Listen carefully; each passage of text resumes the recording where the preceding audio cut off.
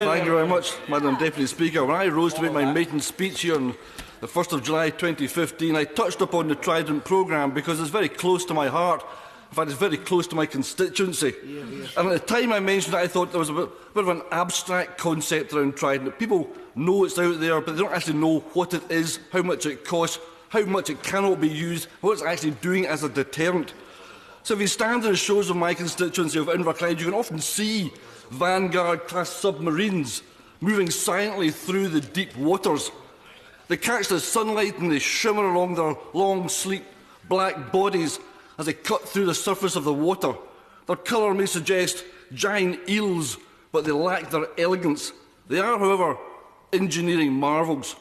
To fire a missile from beneath the water's surface and project it through the water until it breaks free, then manage two controlled explosions that project the missile to a predefined target, where ballistic missiles carrying nuclear warheads are released and either explode on impact or are exploded automatically at the required height to cause maximum death and destruction. Well, that takes some doing. Mankind has never lacked ingenuity when it comes to inventing ways of killing each other. But I can't help wonder, what else could we have achieved with all that time, effort, ingenuity and money? The issue we have is that successive governments of the United Kingdom have supported and expanded the nuclear weapons programme at eye-watering costs. So why? When I sit in this House of Commons, I talk to many members across this chamber that support Trident. And I can tell them that these weapons can kill tens of millions of people, but they know that. I can tell them that the watershed will be poisoned, crops will fail, and many more will die with the most degrading ways from famine, pestilence and plague. But as they nod, I can see they know that. I can share stories of survivors like Suzuki Thurlow, who told me of the people falling to the ground, bellies extended and bursting as they hit the ground. People trying to carry their own eyes had fallen out their heads. People with flesh falling off their bones as they die in agony. I can also tell them that WMDs have not stopped wars across the globe, and including Vietnam and Afghanistan, but they know that. I can tell them that WMDs are no protection from terrorism, and they know that. I can tell them that £205 billion could be spent on health, education, housing, transport, or even financing or conventional armed forces. But they know that too. The majority of supporters of WMD are just like me, with one vital difference. They believe that WMDs are a deterrent. They believe their existence has kept us safe. And as these weapons have existed during a period when we have avoided wars on the scale of the First and Second World War in Europe, I can see where they're coming from. If you believe keeping your guard up is keeping you safe, then lowering your guard is a very frightening thing to do. And in this case, they are so frightened that they are prepared to carry out the greatest atrocity humankind has ever perpetrated and have it done in their name. Well, not in my name. Not all countries believe nuclear warfare is required. Maybe as many as 9 countries feel the need to have nuclear weapons out of roughly 200. Yep. I'm very grateful to him for his courtesy.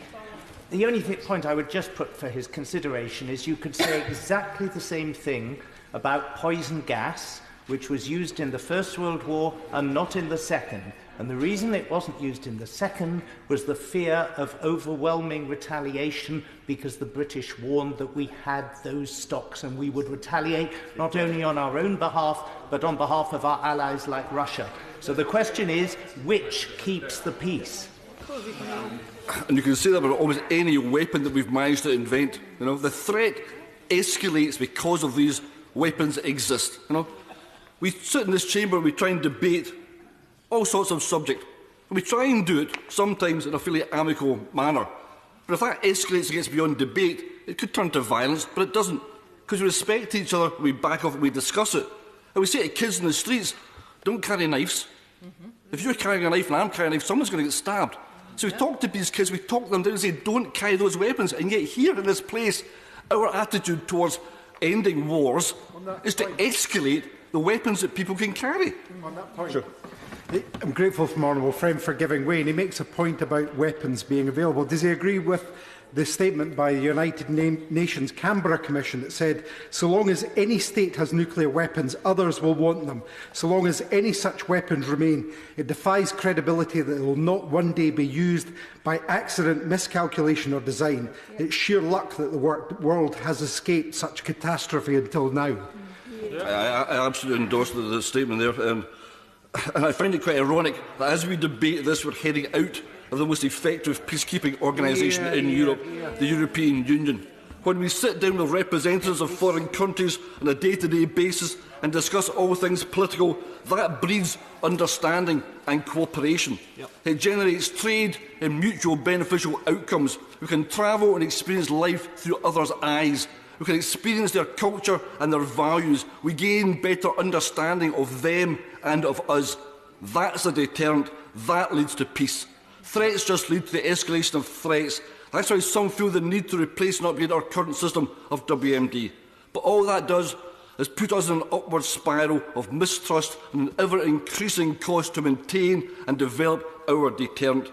Currently, we know we have now 20 submarines that require decommissioning, a total cost of £7.5 billion, and since the end of the Cold War, the ballistic missiles that could carry the nuclear payload are not targeted at any specified location, which raises the question over the legality of the commanding officer giving the go to launch the missile when he doesn't know the target, and so doesn't know if it's legal, and yet we are asking him to do this.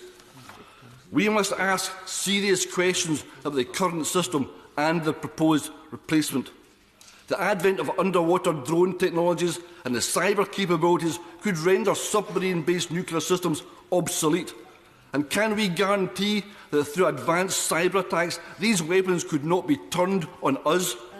It can't be denied that the manufacture of submarines, missiles and other ancillary components of the Trident programme have created and supported many jobs over the years, and that people employed in that sector are right to raise concerns about their employment futures.